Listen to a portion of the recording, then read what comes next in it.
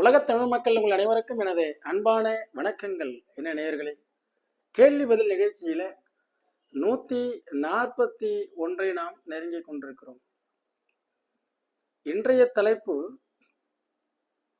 என்னுடைய வாடிக்கையாளர் ஒரு 8-9 ஆண்டுகளாக தொடர்பில் இருக்கக்கூடிய மலேசியா ஜொகூர் பார்வை சேர்ந்த கணேஷ்குமார் அவர் ஒரு கேள்வியை கேட்டிருந்தார். குலதெய்வம் தெரியவில்லை, ஜாதக ரீதியாக கண்டுபிடிக்க முடியுமா? அதுதான் கேள்வி. என்னை பொறுத்தவரை ஜாதக ரீதியாக குலதெய்வத்தை கண்டுபிடிக்க முடியாது. அப்படி தமிழ்நாட்டிலிருந்து அங்கு வரக்கூடிய சோதிடர்கள் சிலர், நான் உங்களுக்கு ஜோதிட ஜாதக ரீதியாக கண்டுபிடிச்சு தர்றேன் அப்படின்னு சொல்றாங்க. அது எந்த அளவுக்கு உண்மை என்பது எனக்கு தெரியாது. 2 விதம் என்னை பொறுத்தவரை. ஒன்று, நீங்கள் ஒரு 200 ஆண்டுகள், அதாவது 1870 அப்படி கூட எடுத்துக்கலாம். 1870னா 970, 2070, ஒரு 150 ஆண்டுகளுக்கு முன்பு இங்கிருந்து முன்னோர்கள் புலம்பெயர்ந்து உங்களை அழைத்து சென்றார்கள் வெள்ளைக்காரர்கள் மூலமாக. ஸ்ரீலங்கா, அதே மியான்மர், அதே மாதிரி மலேசியா, இந்தோனேஷியா போன்ற இடங்களுக்கு அப்பொழுது சென்ற நம் தமிழ் மூதாதையர்கள் இங்கிருந்து உள்ள குலம், அவங்களுடைய இனம், குல தெய்வம் மூன்றும் அவர்களுக்கு தெரியும். நம்மளுடைய தாத்தாக்கள் அவங்க ஒரு சில காரணங்கள்னால உங்களுக்கு அதை தெரியப்படுத்தலை. காரணம், மறுபடியும் திரும்ப நீங்க தமிழ்நாட்டுக்கே வந்துட்டீங்கன்னா என்ன பண்றது? ஏன்னா தமிழ்நாட்டை விட அங்கு உள்ள நீங்கள் சென்ற அந்த நாடுகள் எல்லாம் ஒரு வளர்ச்சியானதாகவும் பஞ்சம் இல்லாத ஒரு சூழ்நிலையிலும், அதே மாதிரி அந்த நாடுகள்லாம் ஒரு தூய்மையாகவும் அழகாகவும் இருந்திருக்கிறது.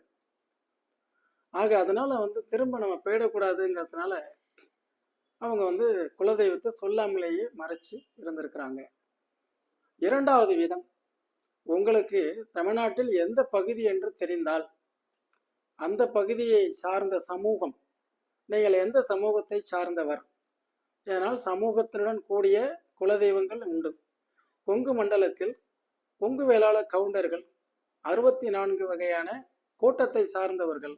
அந்த கூட்டத்தை நீங்கள் மைண்டில் வச்சிருந்தீங்கன்னா குலதெய்வம் கண்டுபிடிக்க ப்ராக்டிக்கலாக சொன்னேன். வேற இல்லை, ஜாதகத்தை வச்சுட்டு கண்டுபிடிச்சிங்கன்னா, என் ஃப்ரெண்டு இருக்கான் நாசரும் விருச்சிக ராசி, ராமகிருஷ்ணன் இருக்கான் என் ஃப்ரெண்டு, அவனும் விருச்சிக ராசி. அப்போ 2 பேருக்கும் ஒரே லக்கணம், அதை வச்சு ஒரே குலதெய்வத்தை அவனுக்கு எப்படி சொல்ல முடியும்? ஆக இப்போ இதுல இனம் சம்பந்தப்படுது இல்லையா? அதனால சிலர் ஜாதகத்தின் ரீதியாக வராதிங்க. ஜாதகங்கிறது ஒரு சயின்டிஃபிக்கா இந்த கிரகங்களை வச்சுக்கிட்டு உங்களுடைய வாழ்க்கைக்கு எதிர்கால பலன்களை சொல்றது. குலதெய்வத்தை வச்சு அதை வச்சு கண்டுபிடிச்சு தரேன்னு யாராவது சொன்னா நம்பாதீங்க. ஒரு சிலர் சொல்றது, நமக்கு ஒரு பெரியவர்கள் சொல்றது, அவர்கள் சொல்வதை ஏற்று நாம் இதுவரை ஏதாவது, இப்ப ஜொகூர்ல முனீஸ்வரன் கோயில் இருக்கு, அதே ராஜமாரியம்மன் கோயிலும் இருக்கு, எல்லா சாமியும் இருக்கு. அங்க ஒரே கோவில்ல எல்லா சாமியும் இருக்கும். அப்போ உங்களுக்கு அடிக்கடி ஏதாவது ஒரு சாமியினுடைய தொடர்புல நீங்க உங்களுக்கு பிடிச்சிருந்து, ஒரு பெரியவர், பழுத்த ஒரு ஞானி, வயசானவர், அவருக்கு இறையாற்றல், இறை அனுபூதி, கேரளெல்லாம் பார்த்தீங்கன்னா சோழி பிரசன்னம், தேவ பிரசன்னம், அஷ்டமங்கல பிரசன்னம், இந்த மாதிரி பிரசன்னங்கள்லாம் இருக்கு. அந்த அஷ்டமங்கல பிரசன்னத்தை போட்டு உங்களுடைய குலதெய்வத்தை ஒரு வயசானவர் மற்றும் திறந்தவராக இருந்து அவர் ஞானத்தினால் உணர்ந்து சொல்ற மாதிரி இருந்தால் நம்புங்க. அதுவும் நீங்க இங்கேருந்து ஃபோன்ல அதெல்லாம் கிடையாது, நேரில் அவரை போய் பார்த்து அவருக்கு முன்னாடி உட்காந்து என்னுடைய குலதெய்வத்தை சொல்லுங்க. அது நம்ம உங்களோட தொடர்புல இருக்கும். எல்லாருடைய குலதெய்வங்களும் நல்ல ஞாபகம் வச்சுங்க. மலேசியாவில் அந்த மூவாரில் போய் பார்த்தேங்க. அங்கே அவங்கவுங்க வீட்டு வாசல்ல குலதெய்வம் தெரியுதோ இல்லையோ, தெரியாதவங்க கருப்புசாமியினுடைய அந்த சிலையை வச்சிருப்பாங்க. மதுரை வீரன், காவல் தெய்வம், முனீஸ்வரன், அதெல்லாம் ஒரு பாக்ஸ் மாதிரி செஞ்சு உள்ளார லைட் எரிஞ்சிக்கிட்டு இருக்கும். அது மாதிரிலாம் அது நம்பிக்கை. அது மாதிரி நீ எந்த சாமி வேணாலும் நம்புங்க. கடவுளுக்கு அப்பாற்பட்டவர். இப்போ நான் என்னை பொறுத்த வரைக்கும் ஜோதிடர். ஏன்னா நான் உங்களுக்கு கடவுளை நான் காட்டுறேன்னு சொல்ல முடியாது. காட்டணும்னா அதுக்கு ஒரு தகுதி வேணும், அதுக்கு வயசு வேணும். அது கேரளா மாதிரி உள்ள பிரசன்னங்களில் ஊறி போனவங்க இருக்கணும். அவங்க சொன்னாங்கன்னா அது கரெக்டாக இருக்கலாம்.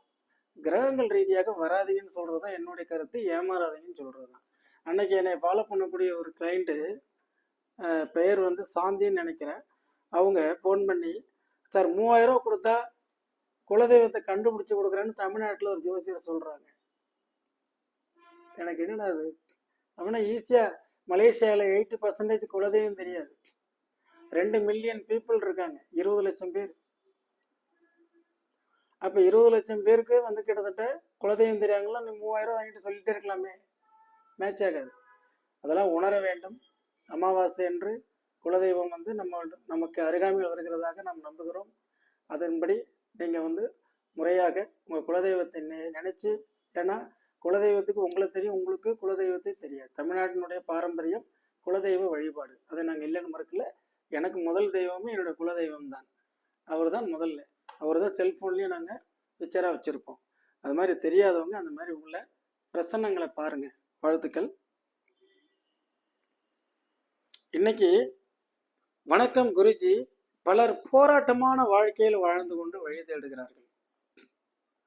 சிலர் வெற்றி அடைகிறதுக்கு வழியை தேடுறாங்க. ஒருத்தங்க போராடுறாங்க, போராட்டத்தில் வந்து வாழ்ந்து கொண்டு வழி தேடுறாங்க. இன்னொருத்தவங்க பொழுதுபோக்கான கேள்வி கேட்குறவங்களும் இருக்காங்க. எனவே ஒரு காணொலியில் 5 அல்லது 6 கேள்விகளுக்கு மேலே பதில் தர நேரம் போதாது என்பதை மனதில் கொண்டு நீங்கள் தான் புரிந்து கொள்ள வேண்டும் என்று தாழ்மையுடன் கேட்டுக்கொள்கிறேன். பலர் பதிலுக்காக நீண்ட காலமாக காத்திருக்கிறார்கள். பார்த்தீங்களா, அவர் சொல்கிறது உண்மை. கேள்வி பதிலில் வந்து டேட்டா பர்த்தை கொடுத்து டைம்லாம் போடாமல் கேட்குறது நேரம் வேஸ்ட். அவர்லாம் ஏற்கனவே ஒரு டைம் ஒரு கேள்வி கேட்டிருந்தார். என்னன்னா, உங்களுடைய ஒரு கேள்வி, பிறந்த டேட்டா பர்த், டைம், பிறந்த ஊர் அழகாக போடுங்க, தெளிவான பதில் உங்களுக்கு வரும். மியூசிகேஷன், வணக்கம் ஐயா, நான் ரிஷபம் லக்கணம், செகண்ட் ஹவுஸ் வக்கரம், அதெல்லாம் விட்டுருங்க. கேள்வி என்ன? 2000 தூத்துக்குடி சாயல்புரம். சரி, ரொம்ப நாள் கேட்டுக்கிட்டே இருக்கேன் ஐயா, என்னமே கேட்கவே இல்லையே சாமி. நீங்கள்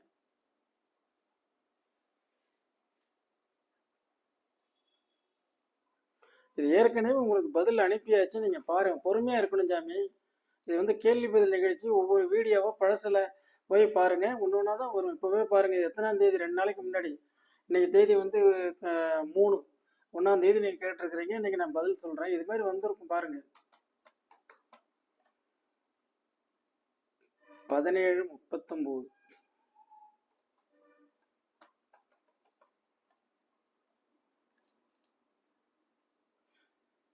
திருவாதிரை நட்சத்திரம், செகண்ட் ஹவுஸில் வந்து உங்களுக்கு வந்து பார்த்தீங்கன்னா சந்திரன்,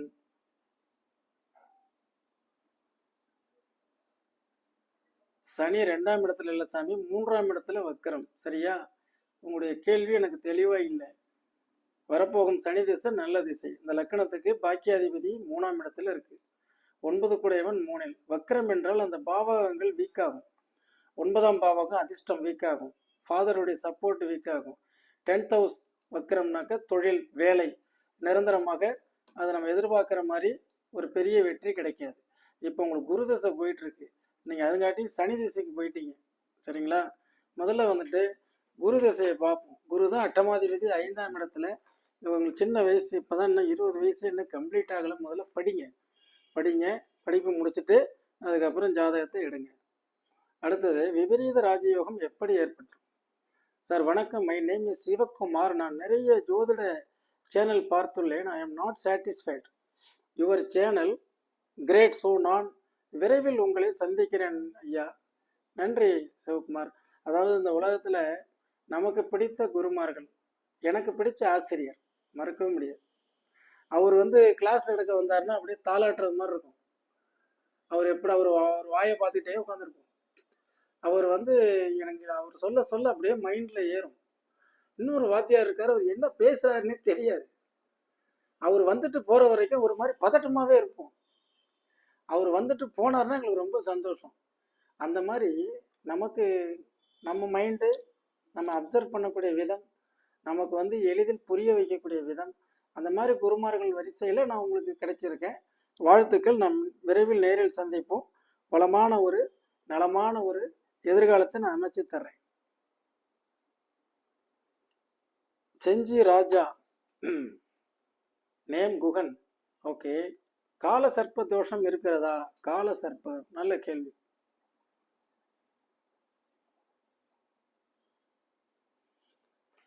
கால சர்ப்ப தோஷம் என்றால் 2 நிழல் கிரகங்களுக்குள்ளார ஒளி கிரகங்கள் மாட்டிக்கொள்வதை சொல்லலாம். என் அனுபவத்தில் 2003ஆம் ஆண்டு டிப்ளமோ அஸ்ட்ராலஜி படிக்கும்போது எனக்கு கிடைத்த தகவல் அப்படியே நான் உங்களுக்கு சொல்றேன். அவர் சொன்னதுல உண்மையிலுமே ஒரு அர்த்தம் இருந்து அதை நான் நிறைய பேருடைய வாழ்க்கையில பார்த்துருக்கேன். கால சர்ப்ப தோஷம் 33 வயசுக்கு மேலதான் நீ முன்னேற்றம் அடைவ, அந்த கான்செப்ட் பொய். அது உண்மை கிடையாது. ஒரு பெண்ணா இருந்தா 33 வயசுக்கு மேலதான் வாழவே ஆரம்பிக்கிறேன்னா என்ன ஆகுறது? சென்னை. இவர் கேட்ட கேள்வி உலகத்துக்கே பொதுவானதுங்க. இந்த மாதிரி கேள்வி கேட்கணும். பாருங்க, கேது பிளஸ் ராகு, எல்லா கோள்களும் இந்த ராகு கேதுகள் அதுக்குள்ளார எல்லாம் மாட்டிருச்சு. 2 கோளாவே இருக்கு பாருங்க. இதுல 3 கோள்கள். இதுக்கு பேர் கால சர்ப்ப தோஷம் கிடையாது, இதுக்கு பேர் கால சர்ப்ப யோகம். கோள்கள் அனைத்தும் இப்படியே கிளாக் வைஸ் உங்களுக்கு போயிட்டு இருக்கு. இந்த ராகு கேதுக்கள் இந்த ரிவர்ஸ்ல இப்படி வரும், இந்த ராகு இப்படி போகும். சரிங்களா? இப்ப இந்த கோள்கள் எல்லாமே இப்படியே இதை நோக்கி செல்லும் பொழுது இந்த கேது அப்படிங்கிறத டச் பண்ணும் பொழுது இது யார் அப்படின்னா ஞானத்தை நோக்கியது. நன்கு புரிந்து கொள்ளுங்கள் உலகமெங்கில் இருக்கக்கூடிய நேயர்களே. யாருக்கெல்லாம் ராகு கேதுகளுக்கு இடையில கோள்கள் இருக்கு, கால சர்ப்ப தோஷம் யோகம். இது தோஷமா யோகமானா இது கால சர்ப்ப யோகம். கால சர்ப்ப யோகம் அப்படிங்கிறது இந்த கேதுவை நோக்கி கோள்கள். ஏன் இதை யோகம்னு சொன்னீங்க? கேது என்பது இந்த உலகத்துல பொருள், பணம், காசு, இதுக்கெல்லாம் அப்பாற்பட்டு ஞானம் அப்படிங்கிறத தேடிய வாழ்க்கையாக இந்த கோள்கள் கடந்து செல்லுது. புரியுதா இல்லையா? இதே இந்த ராகு இந்த இடத்துல இருந்து, இந்த கேது இந்த இடத்துல இருந்து, இந்த கோள்கள் எல்லாமே இந்த ராகுவை நோக்கி போயிட்டு இருந்தது அப்படின்னா கிளாக் வைஸா தானே அப்படி சுத்துது. ராகுவை நோக்கி போகும்பொழுது ராகு இங்க இருந்துட்டு இப்படி ஃபில்டர் பண்ணும், டிஃபென்ஸ் ஆடிட்டு இருக்கும் இப்படி. அப்போ எதிர்க்கும் பொழுது ராகு என்பது பொருளை தேடிய வாழ்க்கை, அருள் கிடைக்கும். நல்லா புரிஞ்சுக்கங்க. ராகுவை நோக்கி கிரகங்கள் இருந்தால் அருள் கிடைக்கும். கோவில்லையே கிடப்பாரு, கோவில்ல சாவி அவர்கிட்ட தான் இருக்கும். அவர் பாத்தீங்கன்னா திருவிழாக்கள்லாம் முன்னாடி நிற்பாரு, கோவில்ல நிறைய சாமி தூக்குவாரு, போய் எல்லா பணிகளையும் செய்வாரு. ஏதாவது அந்த கோவில் அர்ச்சகருக்கு உதவி வேணும்னா இவர் தான் கூப்பிடுவாங்க, இவர் எல்லாம் போய் பண்ணுவாரு. ஆனா அவர் வீட்டுல சாப்பிட்றதுக்கு வழி கம்மியா இருக்கும். பகவானுடைய அனுகிரகம் கிடைத்து பொருளாதாரத்தில் வீழ்ச்சி. ஆக ராகுவை நோக்கி கிரகங்கள் போனா பொருளாதாரத்திற்காக அவர்கள் போராடுவார்கள் என்பது என்னுடைய மாஸ்டர் அன்னைக்கு கிளாஸ் எடுத்தவர் 2003 டிப்ளமோ அஸ்ட்ராலஜி அவர் சொன்னது எனக்கு. அதை இன்னைக்கு வரைக்கும் நான் டெஸ்ட் பண்ணி பார்க்குறேன், கரெக்டாக இருக்கு.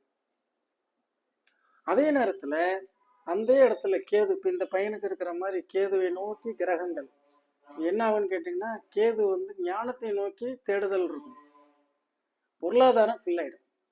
இப்போ அந்த பையனுக்கு சுக்கிர தசை 2018 இருந்து சுக்கிரன் 12ஆம் இடத்துல இருக்கு. சரிங்களா? அப்போ சுக்கிரன் 12ஆம் இடத்துல இருக்கும்போது வெளிநாடு போய் வருமானத்தை ஈட்டக்கூடியவராக ஆகிடுவார். இப்போ பணமெல்லாம் நிறைய வந்துடும், மணி ஃப்ளோ நல்லா இருக்கும். அவர் மனசுக்குள்ள ஒரு ஏக்கம், பகவானை நம்ம பார்க்க முடியலையே, பகவானுடைய தரிசனம் வேணுமே, இந்த உலக வாழ்க்கையை விட நம்ம அக வாழ்க்கை மிகச்சிறந்தது. ஆக இதுல நமக்கு வருமானம்னா ஒரு பெரிய மேட்டரே கிடையாது, ஆன்மீகத்துல நான் முழுமை அடையணும், அதை நோக்கி போவாங்க. இது ரெண்டுமே ஒரு பற்றாக்குறை. ஒன்று பொருளாதார பற்றாக்குறை, ராகுவை நோக்கிய கிரகங்கள். கேதுவை நோக்கிய கிரகங்கள் அருளை நோக்கிய பற்றாக்குறை. அப்ப ரெண்டுமே பற்றாக்குறையாக வரும்பொழுது கால சர்ப்ப தோஷம் என்றால் என்ன என்று நீங்களே யூகித்துக் கொள்ளுங்கள். ரைட். அடுத்தது தோஷமா யோகமா? பணம் பொருள் இல்லாததற்கு இவ்வுலகில்லை, அருள் இல்லாததற்கு அவ்வுலகில்லை. அருள் இல்லாதவர் கேதுவை நோக்கிய கிரகங்கள், அது பொருள் கிடைச்சிடும். பொருள் கிடைப்பதால் இந்த லோகம் அவங்களுக்கு யோகம்.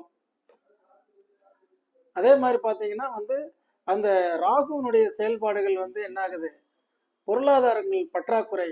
ஆக அதுதான் தோஷம். பொருள் இல்லை, அதனால தோஷம். ரைட். அடுத்தது குகன், அதான் இப்போ கேள்வி கேட்டது, செஞ்சி ராஜா. அவரே நிறைய இடத்துல அது மாதிரி போடாதீங்க சாமி, எல்லா பதிவுகள்லையும் இந்த கேள்வியை போட்டிருக்கிறீங்க. அவர் சொன்னார் இல்லையா, டைம் வேஸ்ட்டு, பொழுதுபோக்குக்கெல்லாம் போடுறாங்கன்ட்டு. அது மாதிரி பண்ணாதீங்க. மணி செய்யா கலங்கரை விளக்கம் வழிகாட்டிக்கு அதிகாலை வணக்கம். வணக்கம் ஐயா, வாழ்த்துக்கள். கீர்த்திகா டேட் ஆஃப் பர்த் கொடுத்துருக்காங்க. கவர்மெண்ட் ஜாப் எப்போ கிடைக்கும் ஐயா? அரசு உத்தியோகம். கீர்த்திகா, நான் ஏற்கனவே உங்க கேள்விக்கு பதில் சொன்ன மாதிரி எனக்கு மைண்ட்ல இருக்கு. 29/1/1996, 12/10.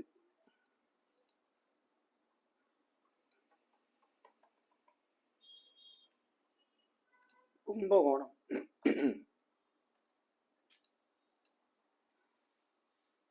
கார்த்திகை மேஷ லக்கணம். அவங்களுக்கு ஏற்கனவே நான் சொல்லியிருக்கேன், இது அரசாங்க உத்தியோகத்துக்கு உள்ள தகுதியுடைய ஜாதகம். 10 செவ்வாய் திக்பலம், சூரியன் திக்பலம், லக்னாதிபதி 10 உச்சம், நினைத்தது அடையக்கூடிய ரிஷபராசி. கண்டிப்பாக இந்த பெண் நன்கு படித்து அரசு உத்தியோகம் கிடைக்கிறதுக்கு உண்டான வாய்ப்புகள் 100% இருக்கு சாமி. நல்லா படிங்க. அரசாங்க உத்தியோகத்தில் உட்கார்ந்ததுக்கு அப்புறம் என் ஞாபகம் உங்களுக்கு வரும்.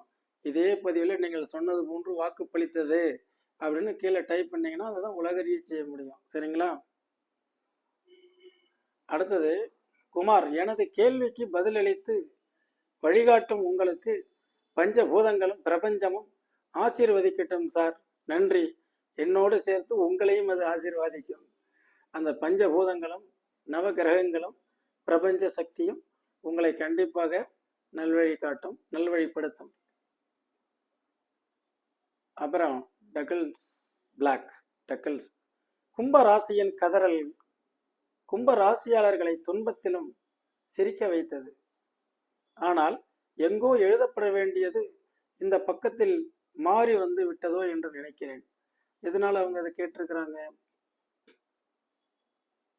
நீங்கள் சொல்வது சரிதான் அருள். இருந்தாலும் நான் திருமணம் செய்ய பூ கேட்டுதான் செய்தேன். குலதெய்வத்திடம் நலமாக உள்ளோம் ஐயா. 2 குழந்தைகள். பூ கேட்கலாமா? பூ கேட்கலாமா? கேட்கலாம். உங்களுடைய குலதெய்வம் கோவிலில் நீங்க பூ கேட்கலாம். அந்த குலதெய்வம் கோவிலில் பூ கேட்டு உங்களுக்கு அது நம்பிக்கை குலதெய்வத்து மேல இருந்து அதன்படி நீங்கள் திருமணமோ அல்லது ஒரு காரியம் மாற்றுவதோ அல்லது ஒரு வீடு கட்டுவதோ, கொங்கு மண்டலத்தில் அந்த வழக்கம் இருக்கு. நான் என்ன சொன்னேன் அந்த பதிவில், ஜாதக பொருத்தம் பார்க்கறதுக்கு ஜோசியத்தை போனீங்கன்னா பூ கேட்காதீங்க. பூ கேட்குறவங்க ஜாதகம் பார்க்காதீங்க. அவ்வளோதான். கேட்கக்கூடாதுங்கிறது இல்லை. நானே என்னுடைய பூர்வீக மண்ணிற்கு இங்கிருந்து இங்கே திரும்பி செல்வதற்கு குலதெய்வத்துக்கிட்ட பூ கேட்டேன். இது எப்போ கேட்டோம் அப்படின்னா, நான் இங்கேருந்து ஃபிக்ஸ் பண்ணிட்டேன் முன்னாடியே. அப்போ பூ அப்படிங்கிறது அங்கே எதிர்பார்த்தது மாதிரி அது கொடுக்கல. இது என்னுடைய பிரதருடைய அவருடைய எண்ணம், கேட்டு பார்க்கலாமே. சரி, மனைவி குலதெய்வத்துக்கும் கேட்கலான்னு கேட்டோம், அதுலேயும் கொடுக்கல. பட் நாங்கள் போன பயணம்ங்கிறது 6 மாதத்துல பேக் டு ஃபேமிலி ரிட்டர்ன் இங்கே வந்தாச்சு. அப்போ ஜாதகத்தை மீறி குலதெய்வத்தை நம்பி நாங்கள் செல்லும் பொழுது குலதெய்வம் இங்கே வராதுன்றுச்சு. இந்த ஊர் உனக்கு ஒர்க் அவுட் ஆகாது, நீ தானே சொல்கிற கொஞ்சம் லக்னாதிபதியே 12 வெளியூரில் தான் இருக்கணும், நீங்கள் எதுக்கு வர்றேன்னு 6 மாதத்துல முடிக்க விட்டுருச்சு. மறுபடியும் திருப்பூரில் இருக்கும். ஆக பூ கேட்கலாமா? கேளுங்க. ஆனால் ஜாதக பலன்களை பார்க்கறதுக்கு நீங்கள் ஜோதிடர்கிட்ட பொருத்தம் பார்க்காதீங்க. ஜோசியத்தை பொருத்தம் பார்த்து உங்களுக்கு கிடைச்சிருச்சுன்னா பூ கேட்டு கன்ஃபியூஸ் பண்ணிக்காதீங்க. அதுதான் கரெக்ட். Thank you sir. வணக்கம். Free consultation sir. Lakshmi Narasimhan sir, நன்றி. அடுத்தது ரம்யா. குருஜி, திருச்செங்கோடு எப்போ கல்யாணம் நடக்கும்? ரம்யா, எத்தனை டைம் கேட்டே இருக்கிறீங்க, எப்போ திருமணம் நடக்கும்? 27/9/95.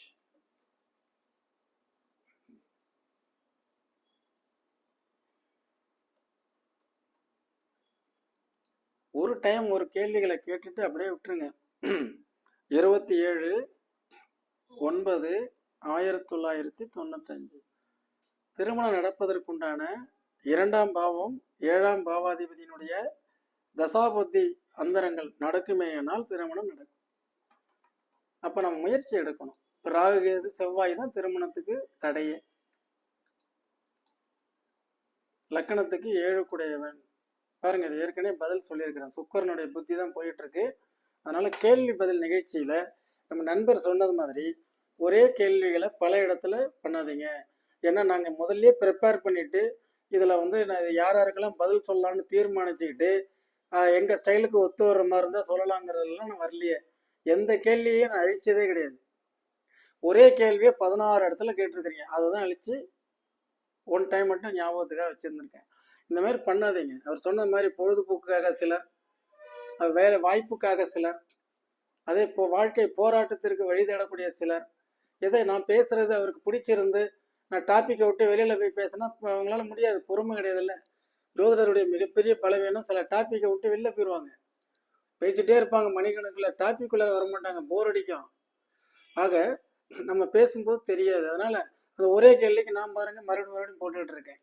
எனவே ஒரு முறை கேள்வியை கேட்டாலும் ஓராண்டுகள் காத்திருந்தாலும் உரிய பதில் சரியான நேரத்தில் சரியான பதில் வரும் என்பதை சொல்லி 142 மீண்டும் சந்திப்போம். என்றும் உங்களுடைய ஜோதிட வாழ்வியல் ஆலோசகராக. நன்றி, வணக்கம்.